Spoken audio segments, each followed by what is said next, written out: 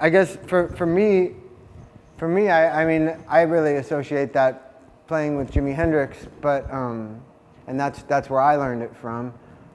When I was a little kid and I heard Little Wing, I remember going to some like in Florida at the summer. I went to some Indian get-together picnic. They had like an Indian band. It was on an Indian reservation, and the band there played Little Wing, and I remember I thought about it a lot, and I decided that nobody could possibly know how to play Little Wing. Like I felt like that it's in the category of impossible to play. And I saw this guy play it, and I just couldn't believe my eyes. Like this guitar player up there was playing it, and I really felt like he was doing the impossible. So that kind of playing, it took me a while because it exists on so many levels. You've got the chord being played, and then you've got a sort of a lead part going on top of it, and then you also get on top of the lead part these extra strings that are being barred that are on the high strings.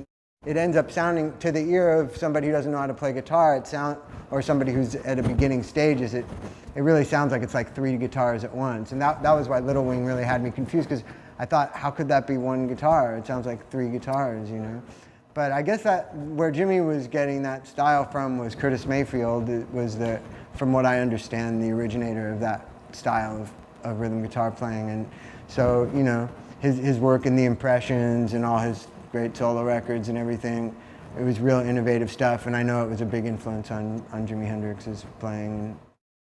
Yeah, I mean, for me, I think using my thumb definitely has a lot to do with the way it sounds when I do it, because it gives my fingers a lot more freedom. For me, like, I could never play this chord that way. It would be too limiting for me. There's only so much you can do from there, and when your thumb's taking care of that, you have a lot of freedom here, and so that. For me, that's a big part of playing in that style, like especially on Danny California, where that thumb is reaching those notes, it's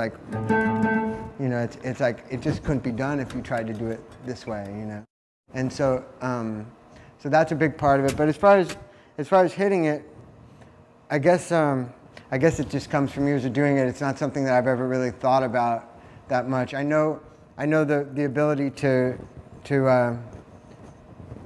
to block the strings that you don't want to be using with this hand rather than not picking them. I tend to pick all the strings, and if I don't want a certain note to ring through, I'll lift my finger up on it without lifting up all the way. And that's just something that it's second nature to me now, but I guess to somebody who's in their first couple of years of playing, it's really a good thing to start thinking about is getting in the habit of picking all the strings. That way you can get really the real rhythmic kind of attack, and then with this hand, if you want to play the note that you would normally be just picking by itself, you basically block every other string from making a sound if you just want one string to sound through, and you just get in the habit of muting the strings that you don't want to hear rather than not playing them.